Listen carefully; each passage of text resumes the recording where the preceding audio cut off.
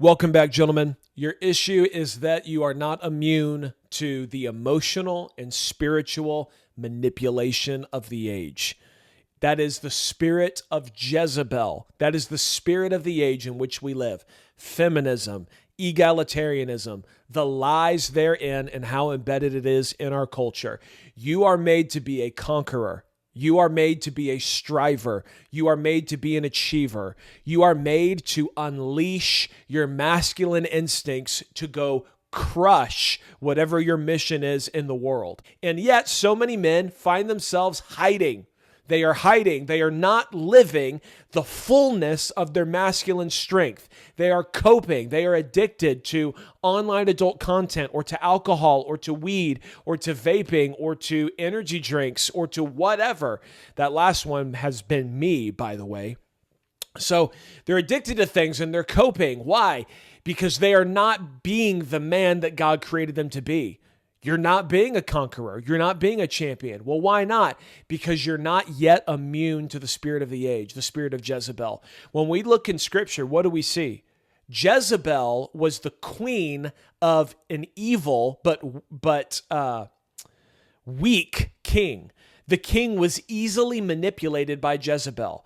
Jezebel was able to undermine all of the men, the generals, the wise counselors around the king, and even the king himself, and she was able to manipulate them into doing what she wanted.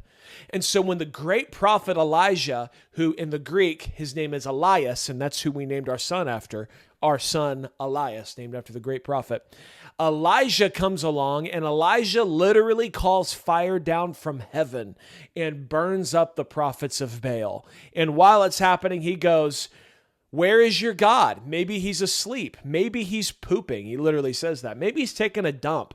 Keep cutting yourselves and cry louder. Your God is not coming to save you. And then he calls the fire down from heaven from the true God.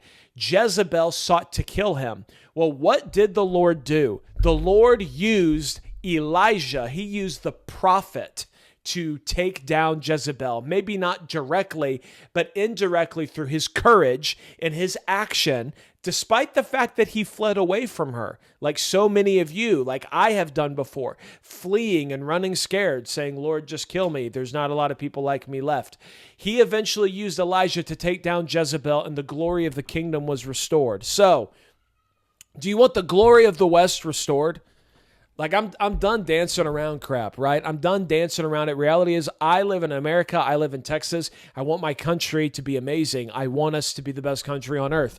Why? Because I love my country and I love my people, and I should want that. So that's what I want. So what does that require? It requires strong men. It requires men who are completely immune to the screeching HR Karens. It requires men who are completely in tune with their calling as a man. It requires men who are completely aligned in terms of who they are, where they're going, and how they're supposed to get there. That's the 3 5s, by the way, that we talk about so much. We need to know who we are, what our mission is, how we accomplish the mission, and then completely block out the noise. All the screeching HR Karens, all of the people who try to tell you you're a bad person for not caving to the feminist inclinations of the age. So I'll give you a great example here. Now, obviously, I never advocate for being disrespectful. My mom is a teacher, so I would never want anybody to be disrespectful to her. But I'm about to use a teacher example. You, as a young man, you're sitting in class, and what do we do as young men? Well, of course, we joke around. But one of the things we do as young men is we intellectually spar. We like to spar. So we will spar with the teacher.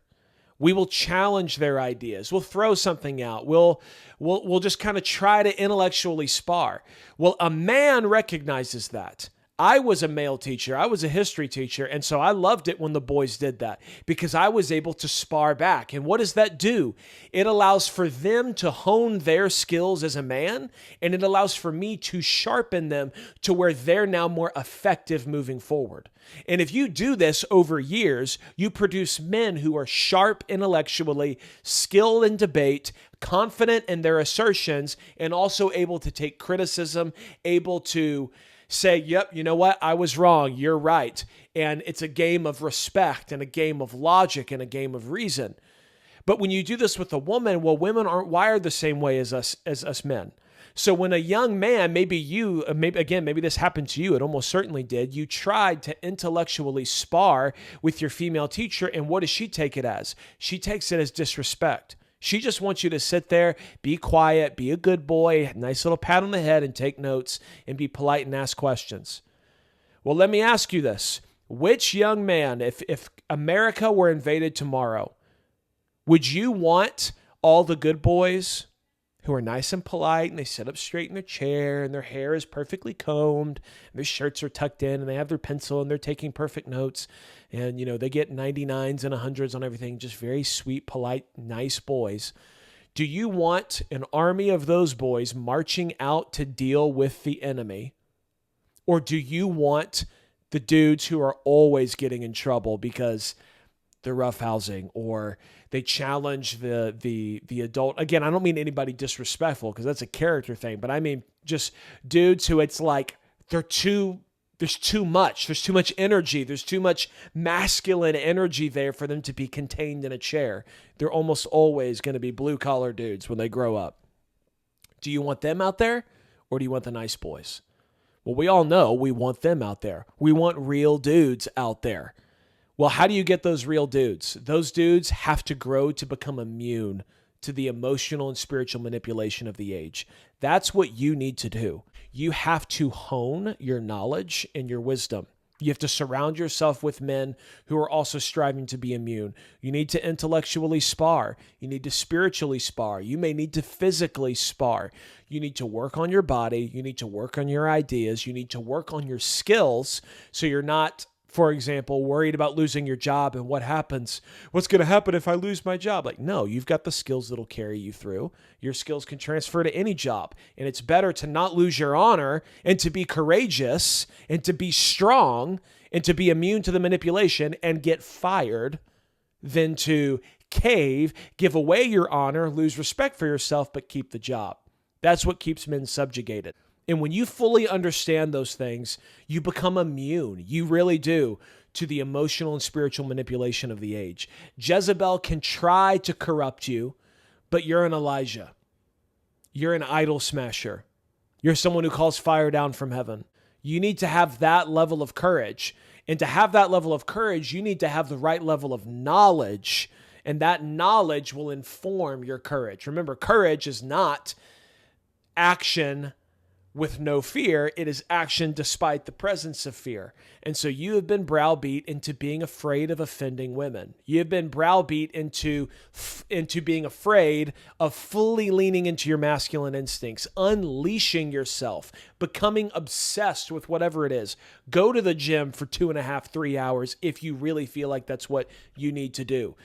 Work, grind, skip college, forget college. That does nothing anymore. It's not the 1990s anymore. Skip college, go and start a business or go become a welder, go work, go grind, go work with your hands and surround yourself with high striving men who know who they are, men who don't abuse you emotionally, men who don't abuse you because they're insecure in and of themselves, men who you like to be around, men who are thinkers, men who are strivers, men who they'll hold you accountable, but they do it in a way that's super respectful of you and your identity as a man and not in a way that talks down to you and makes you feel like a boy.